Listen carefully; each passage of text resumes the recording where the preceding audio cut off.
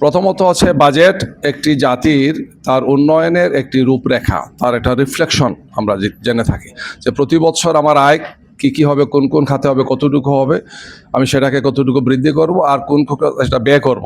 এবং আয় ব্যয়ের মাধ্যমে একটি জাতীয় সমৃদ্ধির আমাদের একটা টার্গেট থাকে যে আমরা কোথায় যাব। এই বাজেট করতে গিয়ে সরকার তার একটা গতানৈতিক পন্থা অবলম্বন করেন। আমি এক্ষেত্রে মৌলিক প্রস্তাব দেব যে সরকারের উচিত এই বাজেট কাঠামো থেকে বের হয়ে আসা। বাংলাদেশের মতো একটি উন্নয়নশীল দেশের জন্যে যে বাজেট প্রস্তাবনাগুলো দেওয়া হচ্ছে দুনিয়াতে, এগুলো অনেক অনেক চেঞ্জ হওয়া উচিত। এই কারণেই যে একটি রাষ্ট্রের তিনটি গুরুত্বপূর্ণ অর্গান, একটি হচ্ছে তার নির্বাহী বিভাগ, একটা হচ্ছে তার লেজিসলেটিভ অথবা সংসদ যেটাকে বলা হয়, আইন তৈরি করা হয়, আর আইনের ইমপ্লিমেন্টেশন যারা দেখেন অর্থাৎ বিচার বিভাগ। এই তিনটি বিভাগের সমন্বয় একটি রাষ্ট্র পরিচালিত হয়। রাষ্ট্রের এই তিনটি গুরুত্বপূর্ণ খাতের মানে ডিপার্টমেন্টের মধ্যে অন্যতম প্রধান গুরুত্বপূর্ণ এই বিভাগটিকে সামনে রেখে আমাদের বাজেট প্রণয়ন হওয়া উচিত।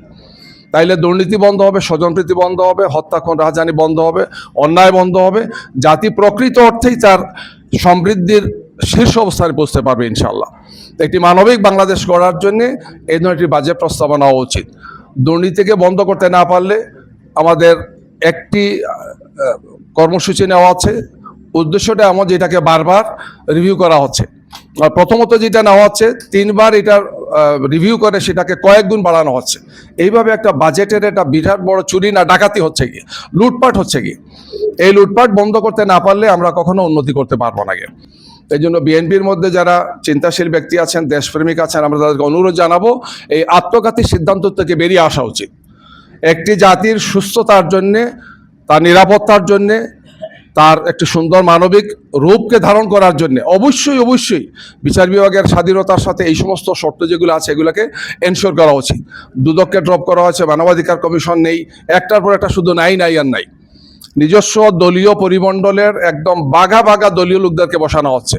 কেন আমরা এখানে আমাদের ভালো লোককে বসাতে পারবো না? আমাদের সংস্কারের অন্যতম টার্গেট এটা ছিল যে প্রধানমন্ত্রী ইচ্ছামতো এই সমস্ত রাষ্ট্রীয় গুরুত্বপূর্ণ দায়িত্বগুলোতে তিনি এককভাবে নিয়োগ দেবেন না। প্রধানমন্ত্রী, বিরোধী দলীয় নেতা, স্পিকার ইত্যাদি মিলে একটা কমিটি হবে। কমিটির মাধ্যমে দলীয় লোকই হবে, কিন্তু কম পলিটিক্যাল কালার আনা লোক হতো, মোটামুটি একটি ভারসাম্যপূর্ণ সেখানে থাকতো। আমরা আবারও ফেসিবাদের সেই নমুনা দেখতে পাচ্ছি। আমি মনে করি বাজেট, সরকার পরিচালনা, আমাদের সংবিধান সংস্কার, আমাদের রাষ্ট্রীয় সংস্কার, এই সবগুলো বিষয় একটি একটির সাথে ওতপ্রোতভাবে জড়িত। যদি আমরা এদিকে যেতে না পারি তাহলে আমরা আবারও সেই 16-17 বছরের সেই ভয়ঙ্কর অন্ধকার দিকে আমরা ফিরে যাব গিয়ে। আমাদের সুধীমণ্ডলীকে, সাংবাদিক বন্ধুদেরকে আমরা সবাইকে অনুরোধ জানাবো, আসুন আমরা এই ব্যাপারে সোচ্চার হয়ে দায়িত্ব পালন করি। রাষ্ট্রকে আমরা আর ফেসিবাদের দিকে যেতে দেব না, সরকারকে আর ফেসিবাদের দিকে যাওয়ার কোনো পথ আমরা করে দিতে পারি না।